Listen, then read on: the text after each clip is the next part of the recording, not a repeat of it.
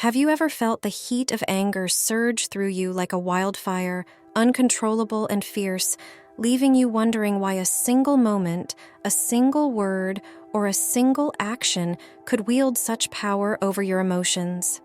You're not alone.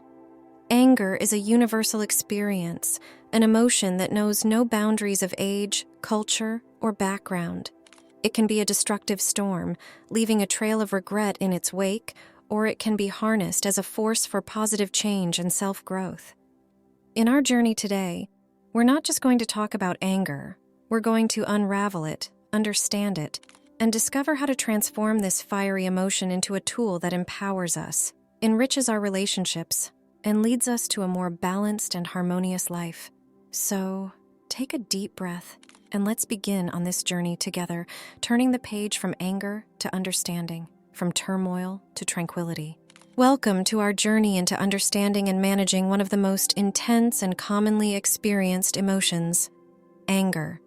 In our lives, anger can surge like a storm, sometimes taking us, and those around us, by surprise. It's a natural, though often misunderstood, emotion that can arise from frustration, hurt, annoyance, or disappointment. But have you ever paused to consider what anger really is and why it's such a powerful force in our lives? Today, we embark on a path not just to answer these questions, but to equip you with the tools and understanding needed to harness this force constructively. Imagine standing at a crossroads where one path leads to unchecked outbursts, strained relationships, and regret, while the other opens to self-control, clear communication, and personal growth. The direction we choose can redefine our lives and relationships. The key lies in recognizing that while anger is a natural response to perceived threats or injustices, it's our reaction to this emotion that holds the power. It's not about suppressing or ignoring this fiery feeling, but about understanding and channeling it effectively. As we peel back the layers of anger, we'll discover strategies not just to manage it in the heat of the moment, but also to reduce its hold on us over time, paving the way for healthier, more fulfilling interactions and inner peace. Picture a day when everything seems to be going against you. The alarm didn't go off, your coffee spilled, and on your way to work, someone cuts you off in traffic. Then at work, a colleague takes credit for your idea. Suddenly, you feel this heat rising within you, your heart beats faster and your fists clench. That's anger, knocking at your door, uninvited. But what really is the source of this intense emotion? Anger, often perceived as a single spark, is actually the result of a series of events, like a chain reaction leading to an explosion. It begins outside of us, with a trigger that challenges our sense of right and wrong, respect, or personal space. These triggers are as varied as the individuals who experience them, stemming from personal interactions, situations that evoke feelings of helplessness, or even broader societal issues. However, it's crucial to recognize that the power of these triggers lies not in the events themselves, but in our interpretation and response to them. Consider this. When someone cuts you off in traffic, is it the action itself that infuriates you, or is it the narrative you attach to it? Perhaps it's the thought, they're disrespecting me, or they think they're more important than everyone else. It's these stories we tell ourselves, often in a split second, that fan the flames of anger. But what if we could rewrite these stories or choose not to engage with them at all? As we explore the nature of anger triggers, we'll delve into the power of perception and the freedom that comes with understanding that while we can't control every external event, we can master our response to them. In this journey of understanding anger, we've started by setting the stage and recognizing the external triggers that often set the wheels in motion. As we move forward, we'll explore the inner workings of anger, the immediate strategies to cool its flames, and the long-term techniques to build resilience against it. By understanding the roots and nature of anger, we're not just learning to manage an emotion, but embarking on a path of personal growth and empowerment. So, let's continue this journey together, equipped with the knowledge that while anger is a part of life, it doesn't have to control it. As we navigate through our exploration of anger, it's crucial to turn our gaze inward and understand the internal landscape where anger resides and grows. When anger knocks on our door, it doesn't merely visit and leave. It often moves in, sets up shop, and starts rearranging the furniture in our minds. This is the process of internalizing anger, and it's a phase where understanding and self-awareness are our greatest allies. Imagine anger as a drop of ink in a glass of water. Left unchecked, it can cloud our entire being, affecting our thoughts, feelings, and even our physical health. The psychological impact of holding on to anger is profound. It's like carrying a backpack filled with stones, each stone representing a grudge, a resentment, or a painful memory. Over time, this weight can become unbearable, leading to stress, anxiety, and a pervasive sense of unhappiness. But the power to set this backpack down lies within us. Self-awareness is the first step in this process. It's about becoming an attentive observer of our own emotions, recognizing the signs of anger as they arise, and understanding our typical patterns of response. Do we lash out, or do we withdraw? Do we seek revenge, or do we suppress our feelings until they bubble over? By knowing our patterns, we can start to rewrite them. And let's not forget the physical side of this emotion. Anger triggers a cascade of physiological responses. Our heart rate soars, our muscles tense, and adrenaline courses through our veins, preparing us for a fight that, in our modern world, often doesn't require a physical response. Acknowledging these responses and learning relaxation techniques can be a game changer in regaining control. Now, let's talk about the heat of the moment, that critical juncture where anger is no longer a distant rumble, but a roaring fire at our doorstep. How we respond in these initial moments can be the difference between a constructive outcome and a regrettable one. Cooling down the flames of anger doesn't mean extinguishing your valid feelings. Instead, it's about gaining clarity and control so that your actions are thoughtful and not destructive. Breathing exercises are a powerful tool in this battle. When anger surges, our breath becomes shallow and rapid. By consciously slowing and deepening our breath, we send a signal to our brain that we are not in immediate physical danger, allowing our rational mind to regain control. Next, there's the power of space, physical and mental. Taking a step back from the triggering situation can provide the perspective we need. It's like stepping out of a painting. Only then can we see the entire picture, and not just the stroke of the brush that upset us. And what about the words we use in these heated moments? Phrases like calm down or you're overreacting often add fuel to the fire. Instead, neutral or calming phrases can serve as a bridge over troubled waters. Saying, I understand this is important, or let's work through this together, validates feelings without escalating the situation. As we journey through these strategies, remember, the goal isn't to suppress or ignore your anger. It's about understanding it, respecting it, and managing it in a way that serves you and your relationships. The path of mastering anger is a journey of self-discovery, self-control, and ultimately, self-improvement. So, as we continue forward, let's carry with us the tools and insights we've gathered, ready to face the challenges and opportunities that lie ahead in our exploration of this powerful emotion.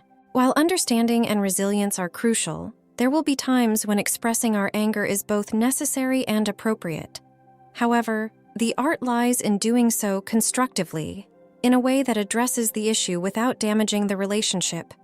This section is about turning the heat of our anger into the light that illuminates the path to resolution. The cornerstone of constructive expression is clear: assertive communication. It's about being honest about our feelings without being hurtful. I statements can be a powerful tool in this regard. Instead of saying, "You make me angry," we can say, "I feel angry when..." This subtle shift in language takes the blame away from the other person and focuses on our feelings and needs, paving the way for a more open and less defensive dialogue. Timing and setting also play a crucial role in how our message is received. Addressing an issue while still in the heat of anger often leads to escalation. Instead, taking the time to cool down and choosing a neutral environment for the conversation can make a significant difference. It's also about listening, truly listening. Active listening involves hearing not just the words, but the emotions and intentions behind them. It's about validating the other person's feelings, even if we don't agree with their perspective. This empathy can transform a confrontation into a conversation, a clash into collaboration. As we navigate these strategies, remember, expressing anger constructively is not about suppression or avoidance.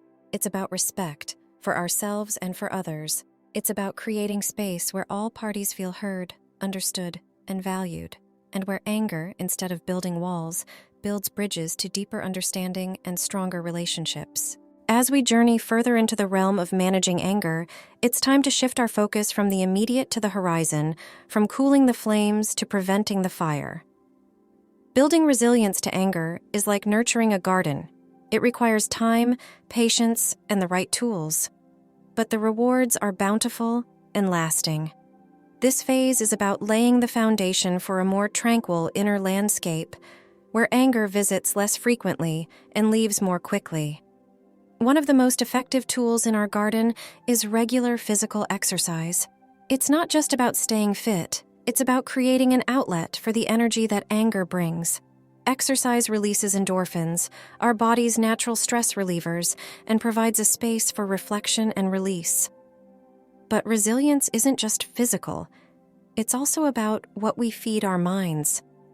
Engaging in hobbies, pursuing interests, or simply allowing ourselves moments of joy can act as a buffer against the stresses that often precede anger. They remind us of the beauty and richness of life beyond our frustrations. The roots of our resilience are also deeply intertwined with our social connections. A supportive network of friends, family, or even colleagues can provide a different perspective, a comforting word, or a shared laugh, all of which can diffuse anger's intensity. And let's not overlook the power of an anger journal. By recording instances when we feel angry, we can identify patterns, triggers, and even progress over time. This self-reflection isn't about self-criticism, it's about self-understanding and growth. As we continue our journey to master the complexities of anger, we arrive at a critical and transformative station: empathy. Understanding others is not just about seeing the situation through their eyes. It's about feeling the beat of their heart within ours. Empathy is the bridge that connects our individual islands, allowing us to navigate the waters of conflict and misunderstanding with grace and compassion. Empathy begins with a simple yet profound shift in perspective. It's about pausing our narrative to listen to someone else's story. When someone's actions trigger our anger, it's easy to paint them as the villain in our story. But what if they're not the antagonist, but just another character with their own struggles and fears? Imagining ourselves in their shoes is not about excusing their behavior. It's about understanding the context, the pain, or the fear that might be driving their actions. This understanding can diffuse our anger, turning a potential conflict into a moment of connection. Cultivating empathy also means actively listening, not just to respond, but to understand. It's about acknowledging their feelings, even if we don't agree with their point of view. This acknowledgement doesn't weaken our position, it strengthens it, creating a space where open, honest communication can flourish. Empathy has the power to transform anger from a dividing force into a unifying one, opening doors to solutions and compromises that might have otherwise remained hidden behind the walls of our own perspective. Our journey through the landscape of anger is deeply personal and, at times, challenging. While the strategies and insights we've explored can equip us to manage and express our anger constructively, there are moments when the weight of this emotion might feel too heavy to carry alone. Recognizing when it's time to seek professional help is not a sign of defeat, it's a courageous step towards healing and growth. But how do we know when it's time to reach out for help? It might be when anger starts casting long shadows over our relationships, leaving a trail of hurt words and broken connections. Or when it becomes a constant companion, coloring our days with frustration and robbing us of peace and joy. It might also be when our responses to anger start feeling out of control, leading to actions that we later regret. These are the signals, the signs that it's time to seek a guiding hand. Professional help can come in many forms, from therapy and counseling to anger management programs. These resources provide a safe space to explore the roots of our anger, understand its triggers, and learn more effective strategies to cope with it. They offer not just guidance, but also the assurance that we're not alone on this journey. Seeking help is a testament to our strength and our commitment to becoming the best versions of ourselves, for us and for those we care about.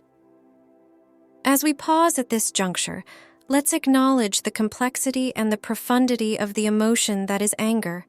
It's a force that can both destroy and transform, depending on how we choose to engage with it. The journey we're on is not just about managing an emotion. It's about understanding ourselves, connecting with others, and cultivating a life of awareness, compassion, and growth. So let's continue forward, equipped with the strategies, the insights, and the courage we've gathered, ready to face the challenges and embrace the opportunities that lie ahead. As we journey further into the heart of managing our emotions, we arrive at a proactive and empowering stage: prevention. It's here that we cultivate an environment, both within and around us, that not only diffuses the seeds of anger, but also nurtures the growth of peace and positivity. Creating this environment is like tending a garden. It requires attention, care, and the right conditions to flourish. Establishing clear personal boundaries is the first step in this process. Boundaries are not walls to keep people out. They are gates to ensure that respect and understanding are the only things that enter. They help us communicate our values, limits, and expectations to others, reducing misunderstandings and conflicts that can lead to anger. But prevention isn't just about setting boundaries with others, it's also about setting them with ourselves. It's about knowing when to say no, when to step back, and when to seek solitude and reflection. Cultivating a positive mindset is another powerful tool in our preventive arsenal. It's about choosing which thoughts we water and which we weed out. Gratitude can shift our focus from what's missing to what's present, from conflict to appreciation. It's like a light that not only dispels the shadows of anger, but also illuminates the beauty in our lives and relationships. And let's not forget the role of a healthy lifestyle in our emotional well-being. Regular sleep, a balanced diet, and mindful practices like meditation can fortify our mind and body, making them resilient strongholds against the storms of anger. As we stand at the closing chapter of our journey through the landscape of anger, it's time to reflect on the path we've traveled and the horizon that lies ahead. We've navigated the triggers and the turmoil, the strategies and the solutions, and we've discovered that managing anger is not just about quelling a storm. It's about understanding the winds that stir it. We've learned that anger, while a natural and sometimes necessary emotion, doesn't have to dictate our actions or define our relationships. We've gathered tools to cool its flames in the heat of the moment and strategies to build resilience against it over time. We've explored the power of empathy, the strength in seeking help, and the importance of creating an environment that fosters understanding and positivity. But the journey doesn't end here. Mastering anger, like mastering any aspect of ourselves, is a continual process of growth and improvement. It's about applying the strategies we've learned, reflecting on our experiences, and adjusting our approach as we gain insights and understanding. It's about being patient with ourselves, recognizing our progress, and embracing each setback as a stepping stone to greater self-awareness and control. So, as we move forward from this journey, let's carry with us the knowledge that managing anger is not just about controlling an emotion. It's about cultivating a life of balance, harmony, and growth. It's about transforming the energy of anger into a force for positive change for ourselves and for those around us. Let's embrace this continuous journey, armed with the tools, the insights, and the courage we've gathered, ready to face the challenges and seize the opportunities that lie ahead in our ever-evolving quest for emotional wisdom and well-being.